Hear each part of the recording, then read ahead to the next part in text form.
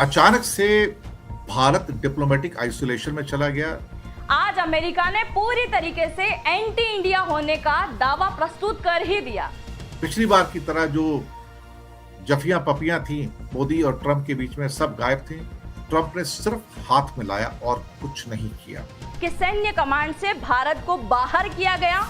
Modi Trump की meeting से पहले यह झटका लगा है। एक और हादसा होता है कि जहां पर इंडो पैसिफिक के अंदर इंडो वर्ड हटा दिया जाता है अमेरिका के द्वारा। भारत का नक्शा जारी किया। अमेरिकी सेना ने भारत के नक्शे से छेड़छाड़ करी और पीओके किसका बता दिया? पाकिस्तान का। यहां से इंडिया का एक ग्रेटर आइसोलेशन स्टार्ट होता है डिप्लोमेटिकली। अमेरिका एक के बाद एक हमें झटके देता चला जा रहा है कि भारत जबरदस्ती पाकिस्तान को परेशान कर रहा है।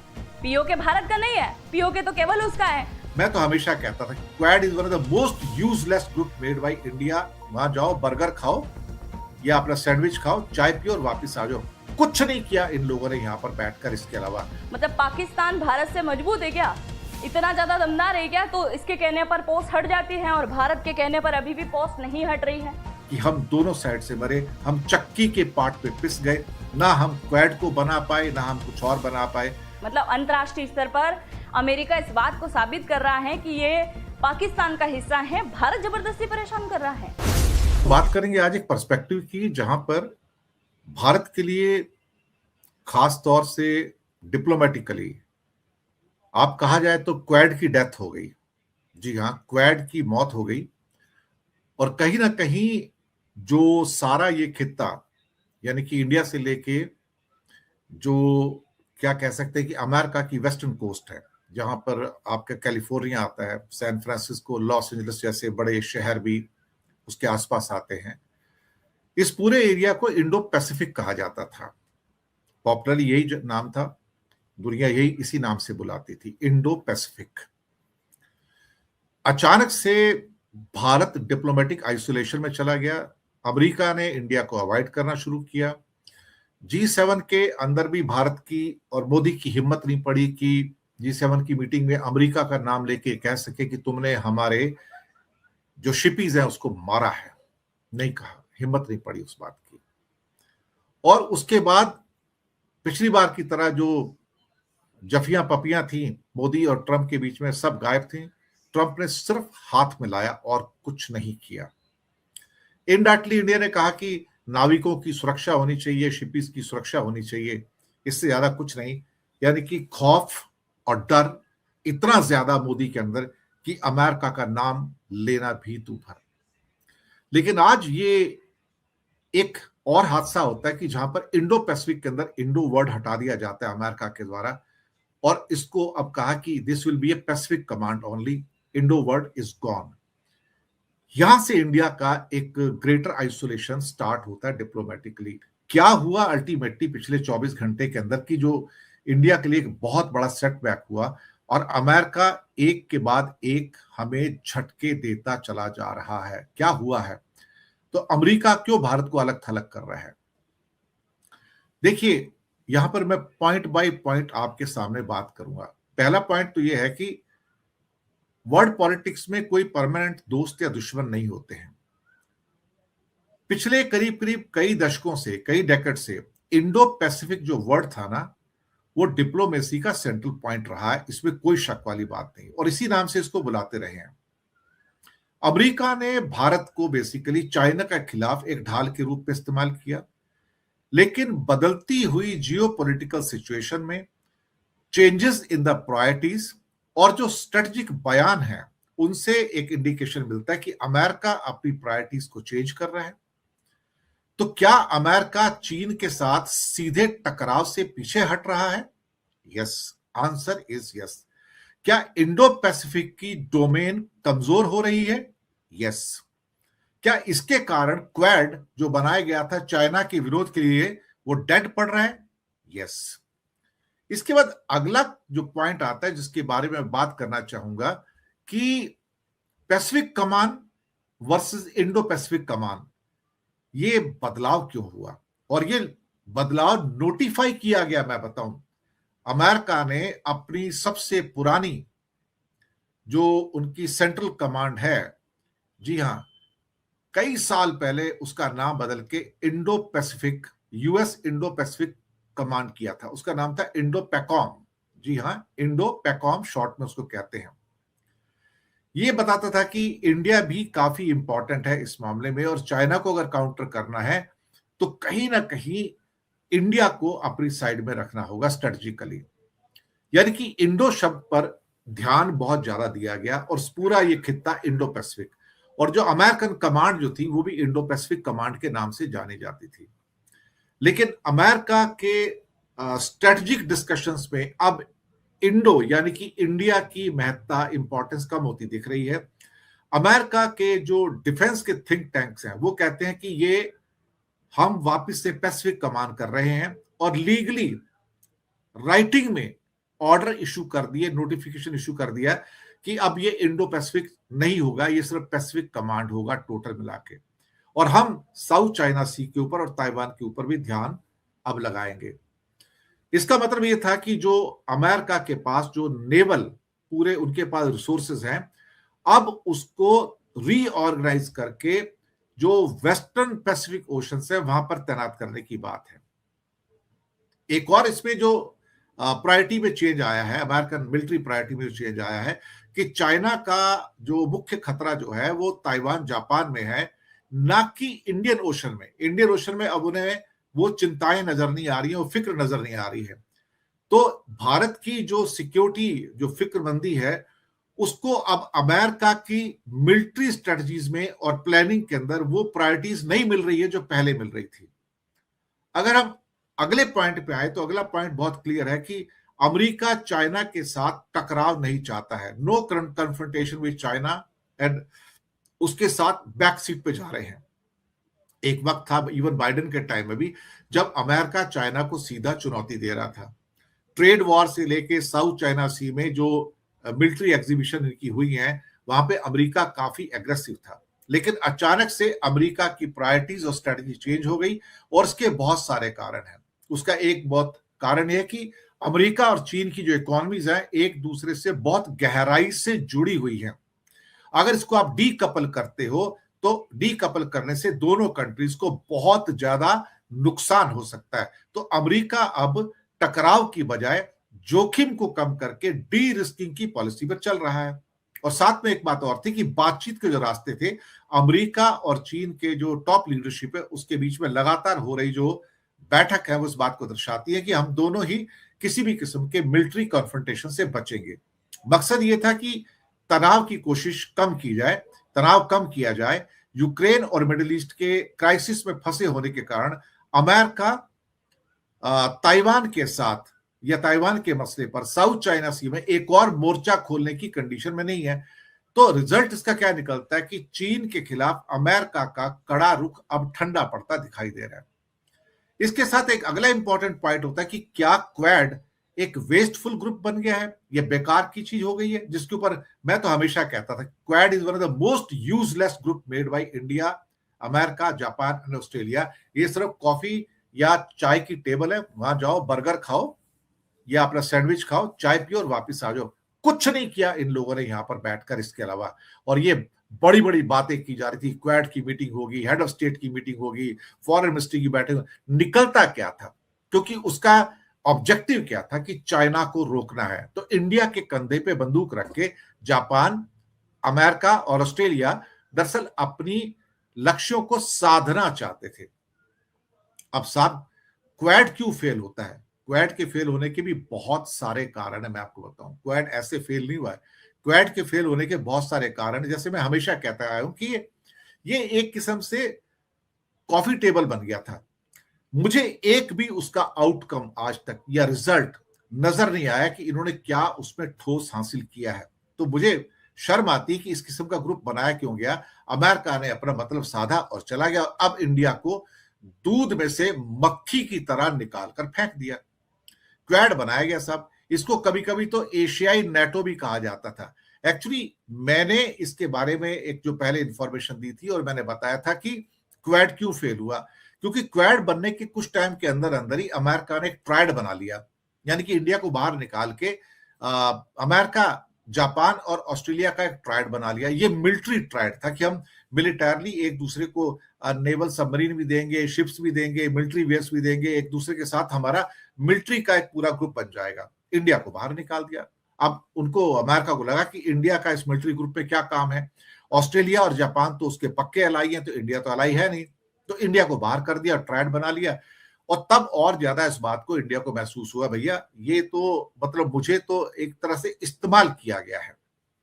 खैर साहब, जो भी था, जिसे एक टाइम एशियाई नाटो कहा जाता था, उसका ऑब्जेक्टिव ही चीन के बढ़ते हुए इन्फ्लुएंस को रोकना था, लेकिन अब ये अपनी डायरेक्शन को लूज कर चुका है। क्वाड की जो फेलियर है उसका एक बहुत बड़ा रीजन था कि जो इंडिया हेजिटेट किया हमेशा कि ये एक कभी भी एक मिलिट्री गठबंधन नहीं बन सकता, एक मिलिट्री अलायंस कभी नहीं बन सकता। ये ले दे के सिर्फ क्या कहते हैं कि क्लाइमेट चेंज के ऊपर या थोड़ा बहुत वैक्सीन का डिस्ट्रीब्यूशन है उसको लेके, या छोटे मोटे एक दो और बेकार के मुद्दों के ऊपर सिमट कर रह गया, लेकिन उसका हल क्या निकला? कुछ भी नहीं निकला। इस बीच में एक ऑकस का भी उदय होता है। ऑकस का मतलब होता है कि अमेरिका ने ऑस्ट्रेलिया और ब्रिटेन के साथ मिलकर एक ऑकस बना लिया। ये एक अलग किस्म का मिलिट्री अलायंस बना। इससे पहले जो मैंने बताया ट्रायड बनाया था, तो वहां पे अमेरिका और ऑस्ट्रेलिया था और जापान था, लेकिन इसके साथ ऑकस बना दिया, यानी कि अमेरिका, ऑस्ट्रेलिया और ब्रिटेन के साथ भी एक पूरा का पूरा क्या कहते हैं कि सबमरीन, एटॉमिक सबमरीन या न्यूक्लियर सबमरीन और मिलिट्री गठबंधन बना लिया। इससे पता लग गया कि अमेरिका का बेसिकली जो इरादा जो है ना, वो क्वाड नहीं है, वो अपने लिए एक मिलिट्री अलायंसेस का निर्माण कर रहा है, और वो ऑकस पर भरोसा करता है, ट्रायड पर भरोसा करता है, और ऑकस में इंडिया शामिल नहीं है।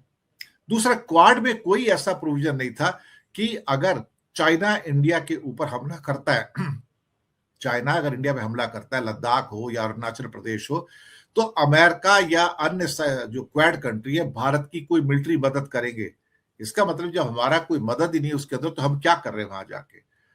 अब यहां से सीधी बात निकल गई कि is India getting isolated by USA?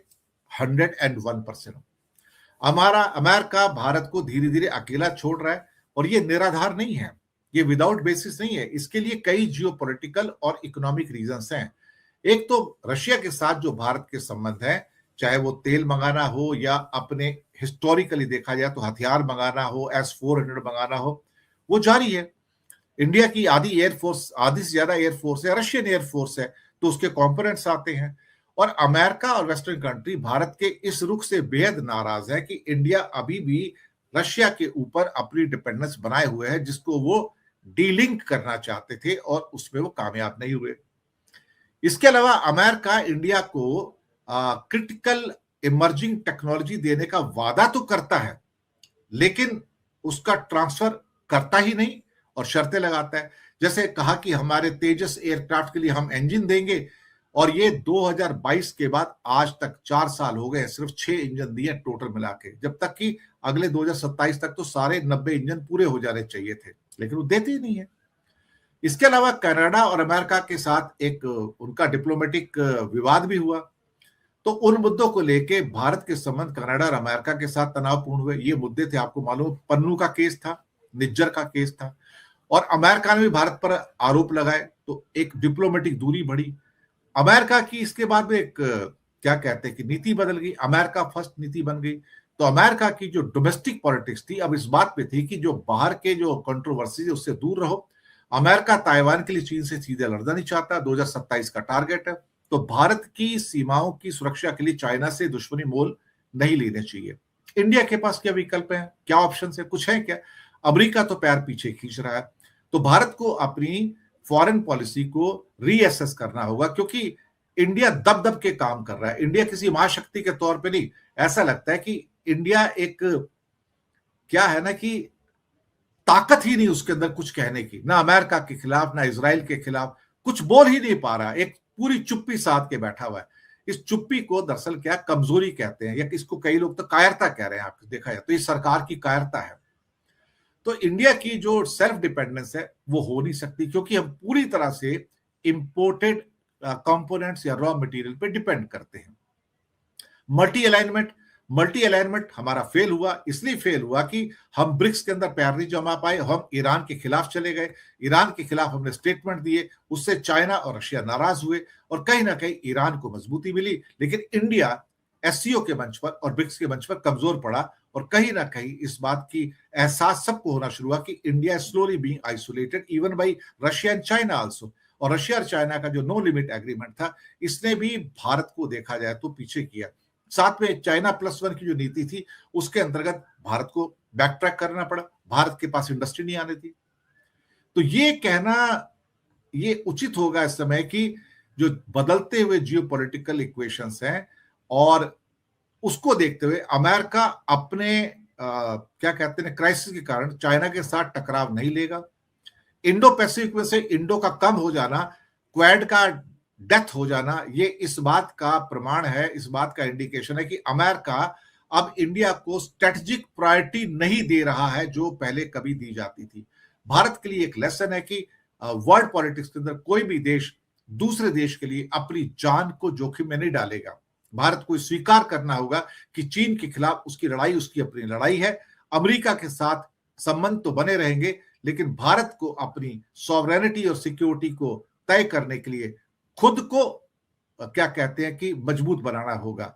और अल्टीमेटली जो चीजें निकल कर आई वो यही थी कि हम दोनों साइड से मरे, हम चक्की के पाट पे पिस गए, ना हम क्वाड को बना पाए ना हम कुछ और बना पाए। कहते हैं ना कि लौट के बुद्धू घर को आए, ये हमारी हालत हुई और ना हम किसी के सामने बोल पाए, ना अपना कोई व्यू पॉइंट पैदा कर पाए। जो क्वाड था उसकी भी डेथ हो गई एक किस्म से, और इंडो पैसिफिक में इंडो निकाल के वर्ड यानी कि इंडिया वर्ड निकाल के हमारे लिए एक अल्टीमेट ह्यूमिलेशन हुआ और उसका नोटिफिकेशन इशू कर दिया अमेरिका ने कि अब यहां से ये पैसिफिक कमांड के तौर पर जाना जाएगा, इसका नाम अब इंडो पैसिफिक कमांड नहीं होगा। और इंडो पैसिफिक वर्ड का इस्तेमाल इसी सेंस में किया जाता था। It is a kind of huge diplomatic blow and defeat for India. इससे ज्यादा मैं क्या कहूं। अमेरिका ने आज जो स्टेटमेंट दिया है उसकी वजह से पाकिस्तान में खुशी की लहर उड़ गई है और शी जिनपिंग भी कहीं ना कहीं खुश दिखाई दे रहा है। आज अमेरिका ने पूरी तरीके से एंटी इंडिया होने का दावा प्रस्तुत कर ही दिया, यानी भारत का एक नए प्रकार का नक्शा जारी किया जो पूरे भारत में विवाद की वजह बन रहा है, जिससे पाकिस्तान वाले कुछ ज्यादा ही खुश दिखाई दे रहे हैं। और साथ ही 2018 के अंदर अमेरिका ने भारत के साथ में मिलकर एक समझौता किया था, उस समझौते को लेकर भी आज चर्चा हुई है, जिससे चाइना बहुत ज्यादा खुश दिखाई दे रहा है। सबसे पहले आप जरा यहां पर देखो, अभी कुछ मिनट पहले खबर निकल के आई कि अमेरिका ने सैन्य कमांड से भारत को पूरी तरीके से बाहर कर दिया। और ये बाहर कब किया? आप सभी जानते हैं J7 समिट अभी चल रहा है, जिसमें भारत को भी निमंत्रण दिया गया है। हालांकि भारत उसका हिस्सा नहीं है, फिर भी भारत को बुलाया गया है। तो पीएम मोदी की और ट्रम्प की यहाँ पर एक बैठक होना था और उस बैठक के कुछ 15-20 मिनट पहले इस प्रकार का मामला निकल के आता है कि सैन्य कमांड से भारत को बाहर किया गया। मोदी ट्रम्प की मीटिंग से पहले यह झटका लगा है और चाइना के खिलाफ जो 2018 के अंदर दीवार बनाई थी वो अब पूरी तरीके से गिरती हुई दिखाई दे रही है। अब उसी का नाम बदल दिया, जैसे कि इंडो पैसिफिक कमांड इसका नाम रखा गया था, अब इंडो हटा दिया, यानी कि हमारे हिंद महासागर का नाम हिंद यहां से हटा दिया गया, जिसके बाद भारत के अंदर नए प्रकार का बवाल शुरू हो गया। जून में यानी कि आज के दिन ऐसा क्या हो गया कि इसने इस नाम को हटा दिया। और इस नाम को हटाने का अर्थ यह निकाला जा रहा है, क्या अमेरिका के लिए अब भारत किसी प्रकार का महत्व नहीं रखता है? क्या राजनीतिक महत्व पूरी तरीके से खत्म हो गया जो इसने इस प्रकार का नाम हटा दिया? बल्कि 2018 में ये जो समझौता हुआ था, इस समझौते के अकॉर्डिंग अमेरिका ने क्वाड तक बनाने की बात करी थी और क्वाड बनाए भी हैं। आप जानते हैं ना, क्वाड बनाया गया था जिसमें भी भारत वो पूरी तरीके से चाइना को घेरते हुए दिखाई दे रहा है। ये रहा चाइना। क्वाड सदस्य में था अमेरिका, ऑस्ट्रेलिया, जापान और इसके साथ कौन आता है? भारत आता है। इन चारों देशों ने मिलकर क्वाड बनाया, जिससे यह साबित होता है कि ये 9 डेज लाइन यानी कि चाइना के समुद्री इलाके पर पकड़ थी और इसके साथ ही चाइना के ऊपर भी पूरी तरीके से घेराबंदी थी। तो ऐसा अचानक क्या हो गया? क्या चाइना भारत से ज्यादा अच्छा पार्टनर बन गया? इसकी वजह से नाम हटा दिया। अब जैसे इस प्रकार का अनाउंस किया गया, चाइना को घेरने की जो दीवार थी वो पूरी तरीके से टूटती हुई दिखाई दे रही है और चाइना बहुत ज़्यादा खुश दिखाई दे रहा है, क्योंकि चाइना ने 2018 के अंदर जब इसका निर्माण हो रहा था तब बहुत ज़्यादा विरोध किया था कि अमेरिका भारत सब मिलकर मुझे घेरने की कोशिश कर रहे हैं, ये बहुत गलत है। अब आप देखिए, नाम बदलने के पीछे इतना बड़ा घमासान हो रहा है जो वाकई में होना भी चाहिए, ये कहीं ना कहीं गलत है कि आपने एक प्रकार से नाम रख दिया, एक प्रकार से हटा दिया। अब ये खबर तो समझ में आ रही थी कि चलो ठीक है नाम बदल दिया, पर दूसरी हरकत क्या थी? क्या ये एंटी इंडिया नहीं है? आप जरा देखो, अभी हाल ही में अमेरिकी सेना ने एक नक्शा जारी किया, पूरे वर्ल्ड का नक्शा जारी किया, और पूरे वर्ल्ड के नक्शे में अगर हम भारत की बात करें तो भारत का नक्शा ही गलत कैसे हो गया भाई? किसी और देश का भी आप गलत नक्शा जारी कर सकते थे, भारत का नक्शा जारी किया। अमेरिकी सेना ने भारत के नक्शे से छेड़छाड़ करी और पीओके किसका बता दिया? पाकिस्तान का। मतलब ये अंतर्राष्ट्रीय स्तर पर पाकिस्तान ये माफ कीजिएगा, अंतर्राष्ट्रीय स्तर पर अमेरिका ये बताने की कोशिश कर रहा है कि भारत जबरदस्ती पाकिस्तान को परेशान कर रहा है। पीओके भारत का नहीं है, पीओके तो केवल उसका है, हम तो जबरदस्ती लेना चाह रहे हैं। क्या यही साबित करना चाहता है क्या ये? मतलब इस प्रकार की चीजें यहां पर हो रही हैं। हम पीओके क्यों बोलते हैं? पाक ऑक्यूपाइड कश्मीर, क्योंकि हमसे छीन रखा है, अधिकृत जमीन ले रखी है। और अमेरिका यहाँ क्या साबित करना चाह रहा है, जिसे लेकर ये नक्शा है। ये आप देखिए नक्शा कैसा जारी किया है, मैं आपको बताने वाली हूँ। ये देखिए 17 जून आज की खबर है 2026, अभी 11 बजे ये नक्शा जारी किया गया था। अब आप देखो जरा, ये भिखारिस्तान में आज बड़ी खुशी का माहौल होने वाला है, क्योंकि इन्होंने जिस प्रकार से चापलूसी करने का काम किया है अमेरिका के लिए, और आज इनके लिए बड़ा प्राउड का मोमेंट भी है। इसने जो नक्शा जारी किया है अमेरिका ने, उसमें ये वाला हिस्सा जो भारत का है, जिसे आप बहुत अच्छे से जानते हैं कि इस वाले हिस्से को हम कहते हैं, इसको पाकिस्तान बोलता है आज़ाद कश्मीर, और इसको बोलता है गिलगिट बाल्टिस्तान, जबकि ये हमारा पीओके है। इस तरफ की बात करें तो ये अक्साई चीन वाला इलाका है, ये भी इसने चाइना के अंदर दिखा दिया।